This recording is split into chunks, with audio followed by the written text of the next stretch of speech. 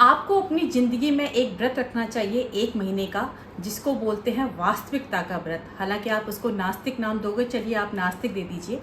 एक होता है आस्तिक, एक होता है नास्तिक। एक बार ज़िंदगी में 1 महीने का ये व्रत रखेंगे तो आपका ज़िंदगी जीने का नज़रिया बदल जाएगा, ज़िंदगी को देखने का नज़रिया बदल जाएगा, बहुत सत्य की ओर आप निकल पड़ोगे। और सबसे बड़ा इसका सत्य ये है कि दुनिया में आपको कोई बेवकूफ़ नहीं बना सकता। जो धर्म के नाम पर लोग बेवकूफ़ बना रहे हैं, आप बेवकूफ़ नहीं बनोगे। एक होता है आस्तिक, जो कि जैसा बता दिया गया है उसको वैसा ही मान के उस पर चल देता है। एक होता है नास्तिक, जो वास्तविकता में विश्वास करता है और वो स्वयं अपनी आंखों से, अपने दिमाग से, अपने तर्क से चीज़ों को तौलता है। अब धर्म किस तरीके से लोगों को अंधा और मूर्ख बना देता है और कैसे दास बना देता है, आज आप ये कहानी सुनिए। भारत जो है सदियों से किसी न किसी चीज़ का गुलाम बनता चला आया है, हमेशा गुलाम बना है किसी न किसी का। अब जो गुलाम यानी दास, ये दास प्रथा कहाँ से निकली है? ये दास प्रथा निकली है धर्म से। सबसे पहले धर्म ने भगवान का, ईश्वर, अल्लाह जो भी कुछ है उसका आपको दास बनाया। आप कहते हो हम भगवान के दास हैं। धर्म आपको दीनहीन बना के रखना चाहता है। धर्म आपको कभी स्वतंत्रता नहीं देगा, धर्म आपको प्रश्न करने का अधिकार नहीं देगा, वो आपको दीनहीन और दास बना के रखेगा। तो सबसे पहले आपको भगवान का दास बनाया उसने। आप कहते हो ना हम तो उसके दास हैं, हम तो दीनहीन हैं, तो पहली दासता का बीज वहाँ से आया। फिर आप भगवान के जो एजेंट बने हैं, पंडित, मौलवी, पादरी, फिर उनका दास बनाया आपको। उसके बाद पत्नी को पति का दास बनाया, उसके बाद अमीर का दास बनाया गरीब को। तो ये जो दास प्रथा का बीज है धर्म से निकला है, और इसीलिए हम हमेशा किसी न किसी के आगे दास बनते चले आए हैं। क्योंकि हम तो हमेशा यही कहते हैं हम दीनहीन हैं, क्योंकि बीज आपके दिमाग में वो दिया धर्म ने। हम ईश्वर के दास नहीं हैं भाई। ईश्वर अगर परम पिता है, हम उसकी संतान हैं, दास कैसे हो गए?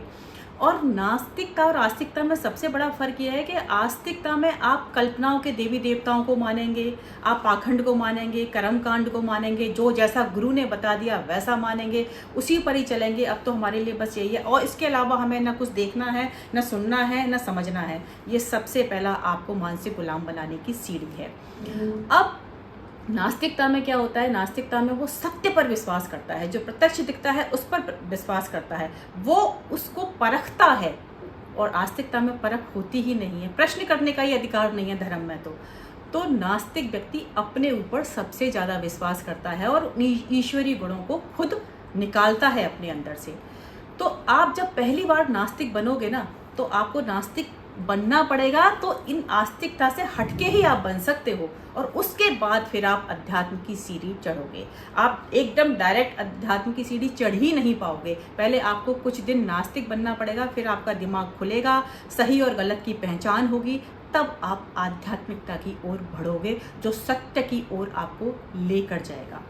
अब आपको क्या करना चाहिए इसके लिए? देखिए, धर्म एक तरीके से अंधा और बना रहा है। आपकी धर्मांधता देखिए, आप 4-4 बच्चे पैदा करने की बात कर रहे हो, हिंदू 4 बच्चे की, मुसलमान 10 बच्चों की। जो पहले वाले बच्चे हैं वो तो आपसे संभल नहीं रहे। तो ट्रंप ने ऐसे ही थोड़ी कहा है कि भारत जो है नर्क है, कि नर्क की तरीके से यहाँ जिंदगी जी रहे हैं, भेड़ बकरियों की तरीके से आप चल रहे हो। गुरु आपको भेड़ बकरियों की तरीके से हाँक रहे हैं। लोग कहते हैं कि धार्मिक लोग मूर्ख होते हैं, मैं ये कहती हूँ मूर्ख लोग धार्मिक बनते हैं।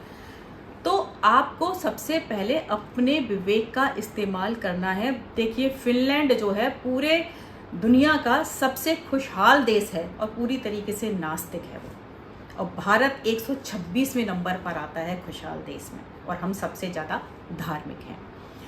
इसलिए आपको अपनी ज़िंदगी में दर्शन को पढ़ना बहुत ज़रूरी है। दर्शन शास्त्र आपकी दिमाग खोल देगा, ये पक्की बात है। आपको कोई बेवकूफ़ नहीं बना सकता। आप थोड़े भी दार्शनिकों को सुन लोगे ना, और भारत में तो इतने अच्छे अच्छे दर्शन हुए हैं, लेकिन सबको बाहर निकाल दिया। इन पाखंडियों ने सारे दर्शन शास्त्र को, उनके ग्रंथों को जला दिया। बुद्ध को बिल्कुल देश से बाहर ही कर दिया। इतना ज्ञान का दर्शन था, उसको बिल्कुल देश से बाहर कर दिया इन लोगों ने। चारवाक दर्शन था, उसको पता नहीं कहाँ गायब कर दिया। बहुत सारे भारत में दर्शन हुए हैं जिनको पढ़ के आप आध्यात्मिकता की सीढ़ी तक पहुँच के आप मंजिल तक पहुँच सकते हो, लेकिन नहीं, यहाँ पर सिर्फ पाखंड प्रमुख है।